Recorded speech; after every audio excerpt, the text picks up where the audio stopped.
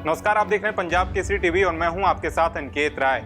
हरियाणा में चुनाव तो खत्म हो गया, लेकिन सियासी उबाल कम होने का नाम नहीं ले रहा है। हरियाणा में चुनाव में कांग्रेस अपने हार का सारा ठिकरा ईवीएम पर फोड़ रहा है।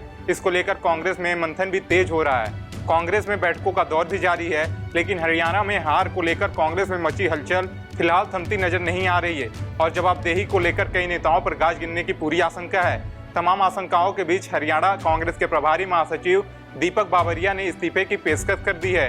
हालांकि अभी उनकी पेशकश पर पार्टी आलाकमान ने कोई फैसला नहीं सुनाया है, लेकिन पार्टी की हरियाणा में हार से कांग्रेस के आलाकमान में नाराजगी साफ देखने को मिल रही है, क्योंकि पार्टी के आलाकमान चुनाव से पहले आपसे गठबंधन करने के मूड में थी, लेकिन हरियाणा में कुछ कांग्रेस के नेता गठबंधन के मूड में नहीं थे। अब पार्टी के आलाकमान को लगता है कि नेता चुनाव में अपने स्वार्थ को प्राथमिकता दिए हैं और इसी वजह से गठबंधन नहीं किए, जिस वजह से हरियाणा में हार का सामना करना पड़ा।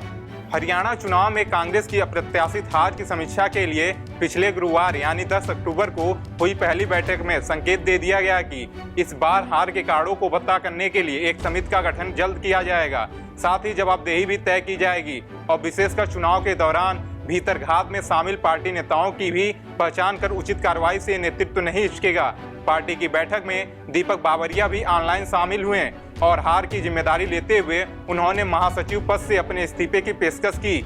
नेतृत्व ने अभी तक इस्तीफे पर कोई निर्णय नहीं लिया है। बावरिया ने सोमवार को खुद हार की नैतिक जिम्मेदारी लेते हुए हरियाणा प्रभारी के तौर पर अपने इस्तीफे की पेशकश की पुष्टि की। उन्होंने बताया कि चुनाव में परिणामों के बाद पिछले हफ्ते इसकी जवाबदेही लेते हुए इस्तीफा देने की पेशकश मैंने हाईकमान के सामने की थी। बावरिया हरियाणा के प्रभारी महासचिव जरूर हैं, मगर चुनाव में पार्टी के शीर्ष नेतृत्व की ओर से रणनीति का संचालन मुख्य रूप से संगठन महासचिव केसी वेणुगोपाल और कोषाध्यक्ष अजय माकन ने किया था। हालांकि राज्य का प्रभारी होने के नाते सीधी जिम्मेदारी बावरिया की बनती है और इसलिए उन्होंने इस्तीफा देने की बात कही। वैसे लोकसभा चुनाव के बाद भी उन्होंने हरियाणा का प्रभारी पद छोड़ने की पेशकश की थी, मगर नेतृत्व ने विधानसभा चुनाव की जिम्मेदारी भी उन पर ही डालना मुनासिब समझा। कांग्रेस एक और ईवीएम से जुड़ी शिकायत कर चुकी है, वहीं अपनी खामियों की भी पड़ताल कर रही है। पार्टी में 52 वर्ष के लंबे करियर के साथ बावरिया का इस्तीफा सिर्फ चुनाव परिणामों की जिम्मेदार स्वीकार करने का प्रतीक नहीं, बल्कि यह चुनावी अखंडता और निष्पक्षता की आवश्यकता को भी उजागर करता है।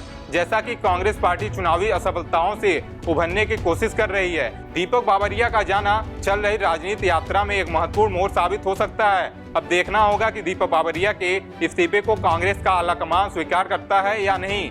हरियाणा में कांग्रेस की हार का सबसे बड़ा कारण अपने लोगों में एकजुटता नहीं होना रहा है, जिस वजह से हरियाणा के विधानसभा चुनाव में कांग्रेस को महज 37 सीटों पर सिमट गई और वहीं बीजेपी ने 48 सीटें जीती। कांग्रेस को इस हार पर मंथन करना जरूरी है, क्योंकि सामने 2 राज्यों के और विधानसभा चुनाव होने हैं, जिसको लेकर कांग्रेस पार्टी को तैयारियां भी करनी है। फिलहाल अभी के लिए इतना ही। बाकी देश दुनिया के तमाम खबरों को देखने के लिए देखते रहिए पंजाब केसरी टीवी। हमसे जुड़े रहने के लिए हमारे YouTube चैनल को सब्सक्राइब करें और नई वीडियो की नोटिफिकेशन के लिए बेल आइकॉन को दबाएं।